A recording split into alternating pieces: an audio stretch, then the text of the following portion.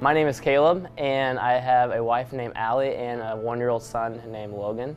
And I grew up downstate, actually just outside of Champaign.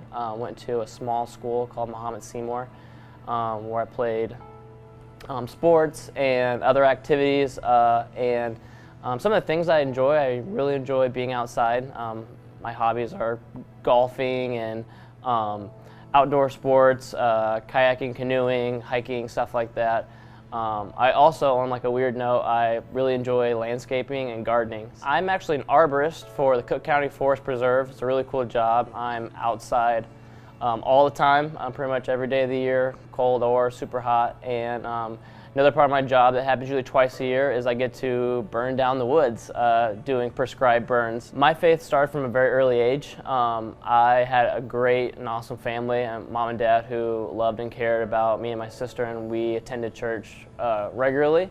And that became a part of my regular rhythms of life since I was born. But I would say not until probably 6th grade did I really take ownership and understand. It was actually in Bible class, Miss Smith's Bible class, where I accepted God in my heart and wrote the little date down in an old Bible. And to this day, it's was really setting my path towards junior high and high school as to how I wanted to live my life. As a high schooler, I would say people would consider me a jock based on how well I played and did my sports. But with that, I was surrounded by a lot of people who definitely didn't believe in God or didn't believe in the way that Christians acted. And so I feel like I did a really good job of staying true to myself, in that there was just things that I did that I think would just were interesting. Other people saw as interesting, not cursing or maybe not drinking, and things that maybe other people would do that I didn't. And so it was these small choices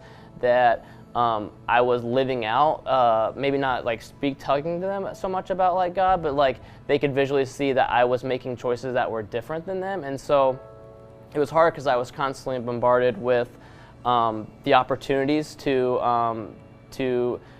go to parties or to do these things, but I was choosing not to. And so I think in doing so, it strengthened my witness because people could tell I was different and I was really comfortable in who I was. I think when you stand up for your faith, it allows others to see the strength that you have, and also allows them to be curious about why you make the decisions that you make.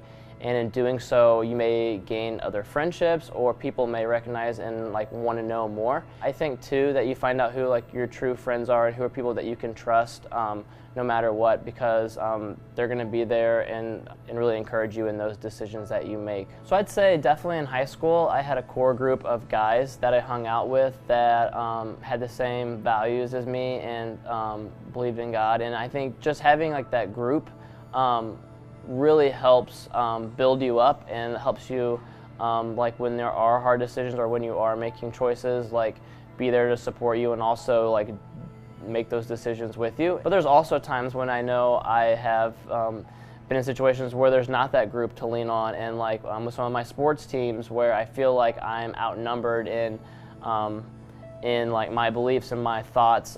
It's really hard, and so I really had to be careful who I hung out with and where I was going, and just be weary of the fact that I don't have that support all the time. And so it was important when in those times that I was definitely making sure I was in the Word and praying and connecting with God, because not all the times in my faith journey have I felt like there was other friendship or community that I could lean on. So I think that's why it's important to make sure that you make your faith your own. Those temptations are always going to be bombarding you, whether it be outside of school or inside of school, or in the activities that you enjoy doing. I work in a work area where there's lots of people from all different walks of life, and it can be really tough carrying out your faith in just like it was in sports in high school. Carrying out your faith at your workforce, it's just as important. And like I said, we're talking about living daily, and so I want to live daily to show the character of God and how I act. And so what's funny is the traits that I learned in high school about being myself and sticking up for the decisions and making right choices,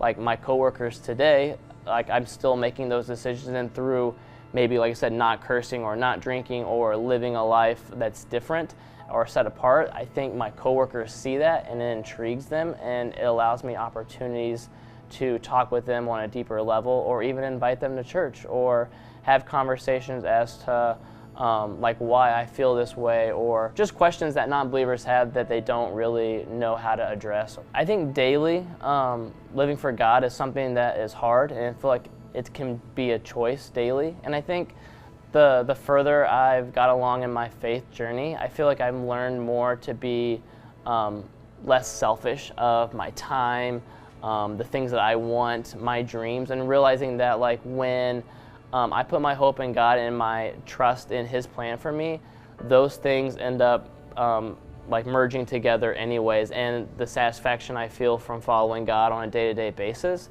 though it sometimes can be hard or maybe not what I want in the immediate, ends up I end up being so much happier and has so much like more peace than the plan, like doing the plans that I think is what I want. I think as I've gotten older, I think I've become a lot better listener, and so I've realized how important it is to just to listen and pay attention, as silly as that may sound, but really digesting when there's a message, really digesting like what they're saying. And what's funny is I'm a horrible singer and don't have like any talent whatsoever in music, but I enjoy praising God and giving Him my best, and really like when I sing the words, I really think about what I'm saying, and it's like my act of worship. I think when I was in high school, I really thrived on setting goals and accomplishing those goals, and I still do.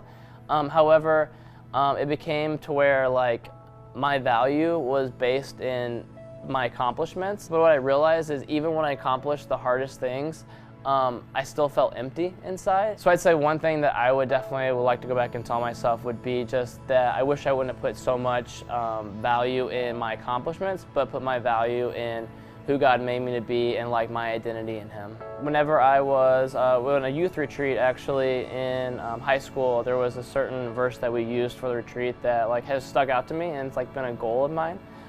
It's actually found in Ephesians. It's Ephesians 5:1-2.